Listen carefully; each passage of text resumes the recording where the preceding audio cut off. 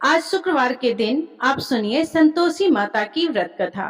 एक बुढ़िया थी और उसके 7 बेटे थे। 6 बेटे कमाने वाले थे और एक बेटा निकम्मा था।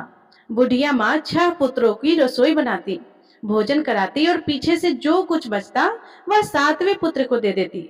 परंतु वह बड़ा भोला भाला था, मन में कुछ विचार नहीं करता था। एक दिन वह अपनी बहू से बोला, देखो मेरी माता का मुझ पर कितना प्रेम है। वह बोली, क्यों नहीं, सबका जूठा बचा हुआ तुमको खिलाती है। वह बोला, ऐसा भी हो सकता है क्या? मैं जब तक अपनी आंखों से ना देखूं मान नहीं सकता। बहू ने हंसकर कहा, देख लोगे तब तो मानोगे। कुछ दिन बाद बड़ा त्योहार आया। घर में 7 प्रकार के भोजन और चूरमा के लड्डू बने। वह जांचने को सर के दर्द का बहाना कर पतला कपड़ा सिर पर ओढ़कर रसोई घर में सो गया और कपड़े में से सब देखता रहा। 6 भाई भोजन करने आए। उसने देखा माँ ने उसके लिए सुंदर सुंदर आसन बिछाए हैं, 7 प्रकार की रसोई परोसी है। वह आग्रह करके जिमाती रही। वह देखता रहा कि 6 भाइयों को भोजन कर उठे, तब माँ ने उसकी झूठी थालियों में से लड्डुओं के टुकड़ों को उठाया और एक लड्डू बनाया। जूठन साफ करके बुढ़िया माँ ने पुकारा, उठ बेटा, 6 भाई भोजन कर गए, अब तू ही बेटा बाकी है, उठ और तू कब खाएगा? वह कहने लगा, माँ मुझे भोजन नहीं करना, मैं परदेश जा रहा हूँ। माता ने कहा कि कल जाता तो आज ही जा। वह बोला, हाँ हाँ आज ही चला जाऊंगा। यह कहकर वह घर से निकल गया। चलते समय उसे बहू की याद आई। वह गौशाला में कंडे थाप रही थी। वह उसे जाकर बोला कि मेरे पास तो कुछ नहीं है, यह अंगूठी है, सो ले लो और अपनी कुछ निशानी मुझे दे दो। वह बोला कि मेरे पास क्या है, यह गोबर भरा हाथ। यह कहकर उसकी पीठ पर गोबर के हाथ की थाप मार दी और वह चल दिया। चलते चलते दूर देश में पहुंचा। वहां पर एक साहूकार की दुकान थी। वहां जाकर बोला, भाई मुझे नौकरी पर रख लो। साहूकार को नौकर की जरूरत थी। साहूकार उससे बोला कि तू नौकरी पर रह जा। लड़के ने पूछा कि तनख्वाह क्या रहेगी? साहूकार ने कहा कि काम देखकर दाम मिलेगी। साहूकार की नौकरी मिल गई और वह सवेरे 6 बजे से रात्रि 12 बजे तक नौकरी करने लगा। कुछ दिनों में दुकान का लेन देन, हिसाब किताब, ग्राहकों को माल बेचना, सारा काम करने लगा। साहूकार के 7-8 नौकर थे। वे सब चक्कर खाने लगे कि यह नया नौकर बहुत होशियार बन गया है। सेठ ने भी काम देखा और 3 महीने के अंदर ही उसे मुनाफे का साझेदार बना लिया। 12 वर्ष में वह नामी सेठ बन गया और मालिक सारा कारोबार उस पर छोड़कर बाहर चला गया। अब बहू पर क्या बीती वह सुनो। सास ससुर उसे दुख देने लगे। सारी गृहस्थी का काम करा के उसे लकड़ी लेने जंगल में भेजते। इस बीच घर की रोटियों के आटे से जो भी भूसी निकलती उसकी रोटी बनाकर रख दी जाती और फूटे नारियल की नरेली में पानी। इस तरह दिन बीतते रहे। एक दिन वह लकड़ी लेने जा रही थी कि रास्ते में बहुत सी स्त्रियां संतोषी माता का व्रत करती दिखाई दी। वहां यह खड़ी होकर कहने लगी कि बहनों, यह तुम किस देवता का व्रत करती हो और इसके करने से क्या फल होता है? इस व्रत के करने की क्या विधि है? यदि तुम अपने इस व्रत का विधान मुझे समझाकर कहोगी तो मैं तुम्हारा बड़ा एहसान मानूंगी। तब उसमें से एक स्त्री बोली कि सुनो, यह संतोषी माता का व्रत है। इसके करने से निर्धनता, दरिद्रता का नाश होता है, लक्ष्मी आती है, मन की चिंताएं दूर होती है, घर में सुख होने से मन को प्रसन्नता और शांति मिलती है, त्रिपुत्री को पुत्र मिलता है, प्रीतम बाहर गया हो तो शीघ्र आता है, कुंवारी कन्या को मनपसंद वर मिलता है, राजद्वार में बहुत दिनों से मुकदमा चलता हो तो वह भी खत्म हो जाता है, कलह कलेश की निवृत्ति हो, सुख शांति हो, घर में धन जमा हो, पैसा जायदाद का लाभ हो और भी मन में जो कुछ कामना हो वह सब इस संतोषी माता की कृपा से पूरी होती है। स्त्री कहने लगी कि 1.25 आने का गुड़ चना लेना, इच्छा हो तो 5.25 आने का लेना या 1.25 का भी सहूलियत के अनुसार ही लेना। बिना परेशानी, श्रद्धा और प्रेम से जितना भी बन सके सवाया लेना। 5.25 पैसे से 5.25 आने तथा इससे भी ज्यादा शक्ति और भक्ति के अनुसार ले लेना। हर शुक्रवार को निराहार रहकर कथा कहना और सुनना। इसके बीच क्रम टूटे नहीं, लगातार नियम पालन करते रहना। सुनने वाला कोई ना मिले तो घी का दीपक जलाकर उसके आगे जल के पात्र को रखकर कथा कहना, परंतु नियम न टूटे। जब तक कार्य सिद्ध न हो नियम पालन करना और कार्य सिद्ध हो जाने पर व्रत का उद्यापन करना। 3 मास में माता फल पूरा करती है। यदि किसी के खोटे ग्रह हो तो भी माता 1 वर्ष में अवश्य कार्य सिद्ध करती है। कार्य सिद्ध होने पर ही उद्यापन करना चाहिए, बीच में नहीं करना चाहिए। उद्यापन में 2.5 सेर आटे का खाजा तथा इसी अनुसार से खीर तथा चने का साग बनाना। 8 लड़कों को भोजन कराना। जहां तक मिले देवर, जेठ, भाई, बंधु, कुटुंब के लड़के लेना। ना मिले तो रिश्तेदारों और पड़ोसियों के लड़के बुलाना। उन्हें भोजन कराकर यथाशक्ति दक्षिणा देना और माता का नियम पूरा करना। उस दिन घर में कोई खटाई नहीं बनाना। यह सब सुनकर बुढ़िया की बहू वहां से चल दी। रास्ते में लकड़ी के बोझ को बेच दिया और उन पैसों से गुड़ चना लेकर माता के व्रत की तैयारी करने लगी। आगे चली और सामने मंदिर है। यह सुनकर माता की मंदिर में जाकर माता के चरणों में लौटने लगी और इसके बाद वह माँ से विनती करने लगी कि हे माँ, मैं निपट मूर्ख हूँ, व्रत के नियम कुछ नहीं जानती, मैं बहुत दुखी हूँ। हे माता जगजननी, मेरा दुख दूर करो, मैं आपकी शरण में हूँ। माता को दया आई। एक शुक्रवार बीता कि दूसरे शुक्रवार को ही इसके पति का पत्र आया और तीसरे को उसके भेजा हुआ पैसा भी आ गया। यह देखकर जेठानी मुंह सिकोड़ने लगी। इतने दिनों में इतना पैसा आया है, इसमें क्या बढ़ाव है। लड़के ताने देने लगे कि काकी के पास अब पत्र आने लगे, रुपए आने लगे, अब तो काकी की खातिर बढ़ जाएगी, अब तो काकी बुलाने से भी नहीं बोलेगी। बेचारी सरलता से यह कहती कि भैया पत्र आएगा, रुपए आएंगे तो हम सबके लिए अच्छा है। ऐसा कहकर आंखों में आंसू भरकर संतोषी माता के मंदिर में आकर माँ तेश्वरी के चरणों में गिरकर रोने लगी। माँ, मैंने तुमसे पैसा नहीं मांगा, मुझे पैसे से क्या काम है, मुझे तो अपने सुहाग से काम है। मैं तो अपने स्वामी के दर्शन और सेवा मांगती हूँ। तब माता ने प्रसन्न होकर कहा, जा बेटी, तेरा स्वामी आएगा। यह सुनकर खुशी से वह बावली होकर घर जाकर काम करने लगी। अब संतोषी माँ विचार करने लगी कि इस भोली पुत्री से मैंने कह तो दिया है कि तेरा पति आएगा, पर आएगा कहाँ से।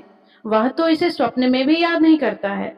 इसे याद दिलाने तो मुझे ही जाना पड़ेगा। इस तरह माता उस बुढ़िया के बेटे के पास जाकर स्वप्न में प्रकट होकर कहने लगी, साहूकार के बेटे, सोता है या जागता है। वह कहता है कि माता, सोता भी नहीं हो और जागता भी नहीं हो, बीच में ही हो, कहो क्या आ गया है। माँ कहने लगी, तेरा घर बार है या नहीं है। वह बोला कि मेरा सब कुछ है।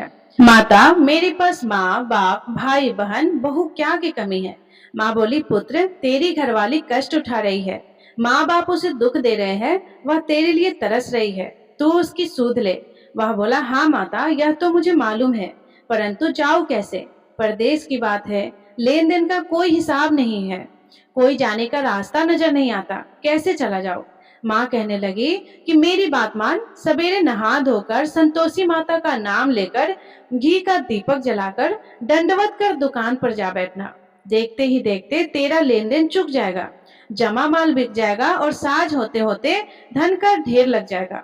अब तो वह सवेरे बहुत जल्दी उठकर मित्र बंधुओं से अपने सपने की बात कहता। वे सब उसकी बात अनसुनी करके खिल्ली उड़ाने लगे। कहीं सपने भी सच होते हैं।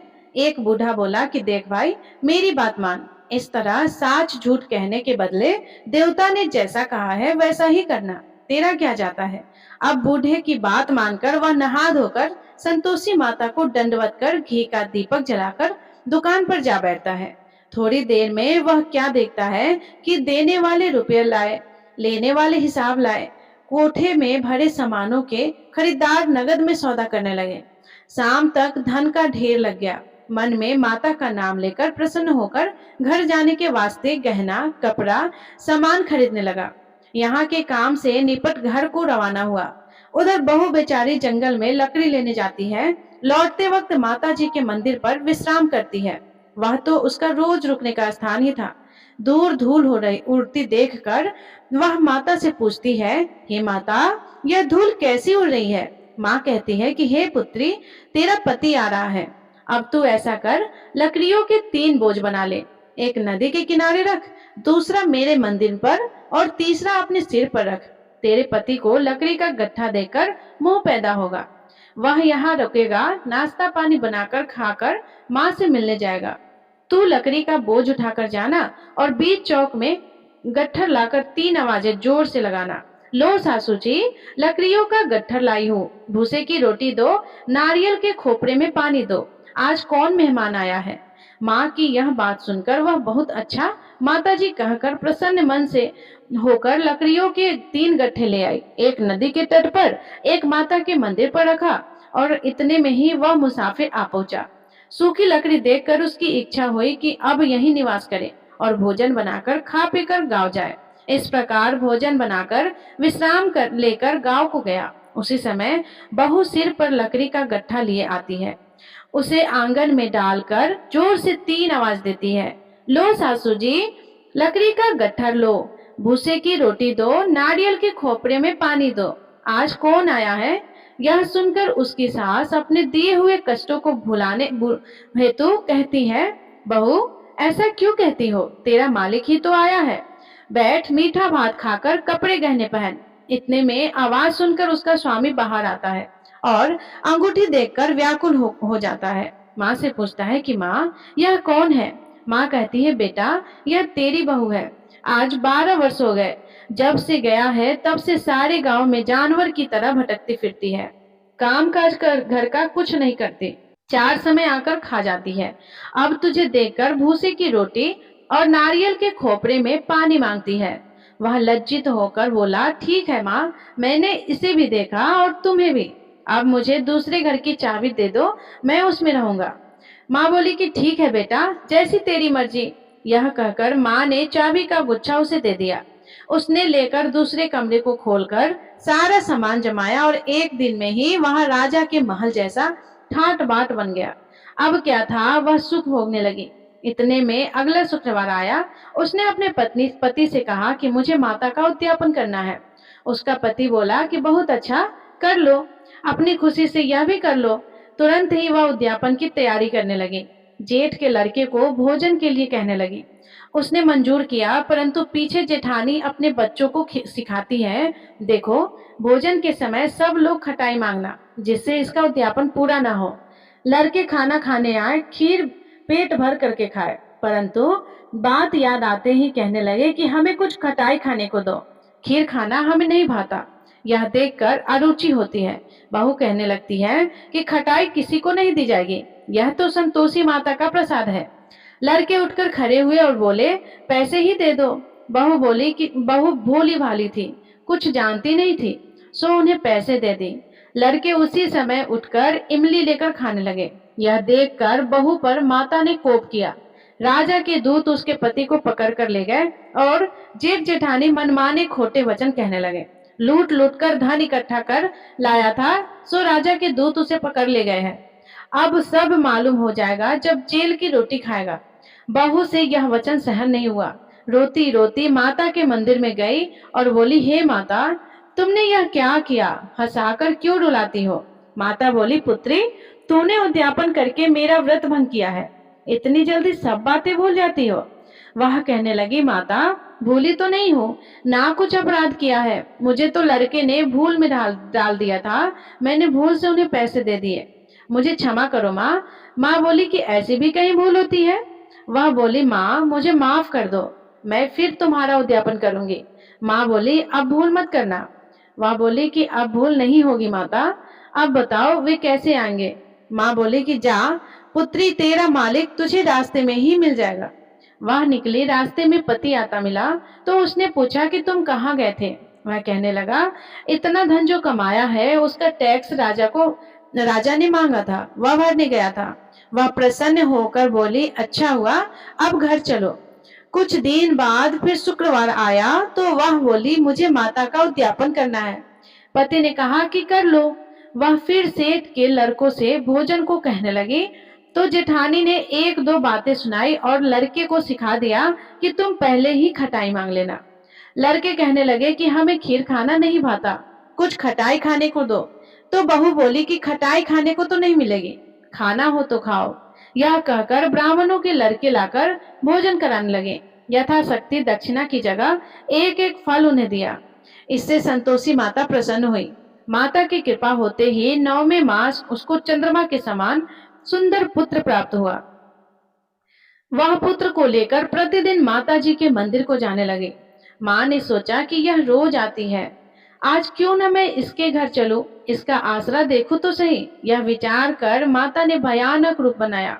गुड़ और चने से सना मुख, ऊपर से सूंड के समान होठ, उस पर मक्खियां भिनभिना रहे थे।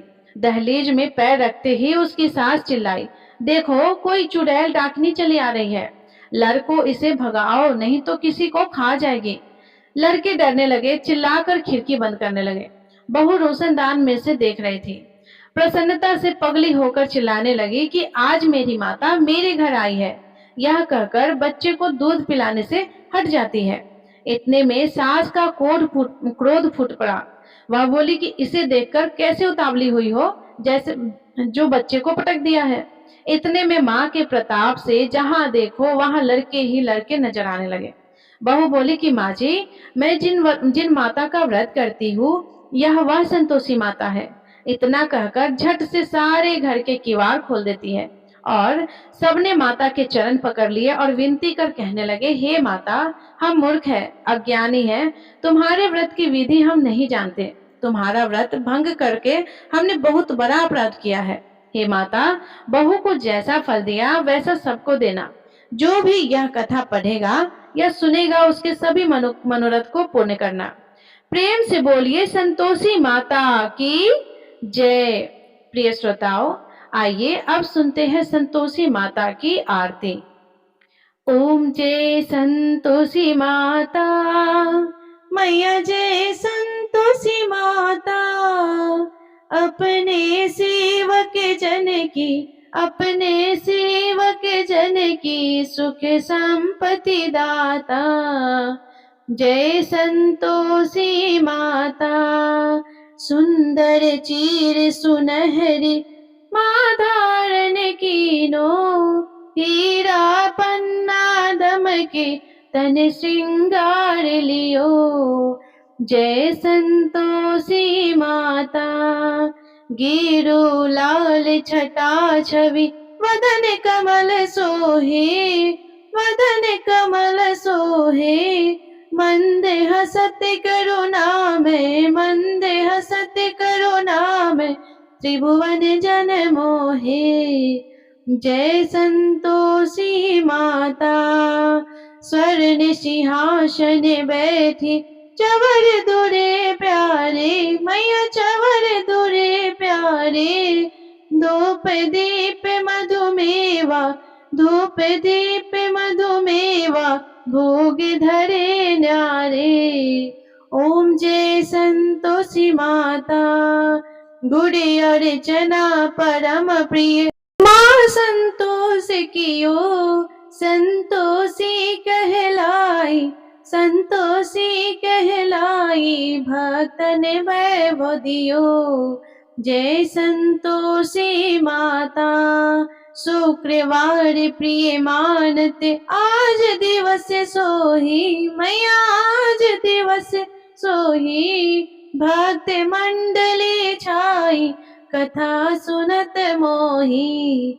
जय संतोषी माता, मंदिर जगमग ज्योति, मंगल ध्वनि छाई, मैया मंगल ध्वनि छाई, विनय करे हम बालक चरणन सिर नाई। जय संतोषी माता, भक्ति भाव में पूजा अंगीकृत कीजय, मैया अंगीकृत कीजय। जो मन बसे हमारे, जो मन बसे हमारे, इच्छा फल दीजिए। जय संतोषी माता, दुख दरिद्री रोगी संकट मुक्त किए, मैया संकट मुक्त किए। बहु धन्य ध्यान भरे, घर सुख सौभाग्य दिए। जय संतोषी माता, ध्यान धरो जो नर, तेरो मन वांछित फल पायो। पूजा कथा श्रवण कर, पूजा कथा श्रवण करे घरे आनंद आयो। जय संतोषी माता शरण गहे की लज्जा, रखियो जगदम्बे संकट तू ही निवारी, संकट तू ही निवारी दयामयी अम्बे। जय संतोषी माता, संतोषी माँ की आरती जो कोई नर गावे, माया जो कोई नर गावे, रिद्धि सिद्धि सुख संपत्ति जी भर कर पावे। जय संतोषी माता, जय संतोषी माता, मैया जय संतोषी माता। अपने सेवक जन की, अपने सेवक जन की सुख संपत्ति दाता। जय संतोषी माता। प्रेम से बोलिए संतोषी माता की जय। प्रिय श्रोताओं, आपको आज की कथा पसंद आए तो वीडियो को लाइक करके चैनल को जरूर सब्सक्राइब करिएगा और कमेंट में जय संतोषी माता अवश्य लिखिएगा। राधे राधे, जय श्री कृष्णा।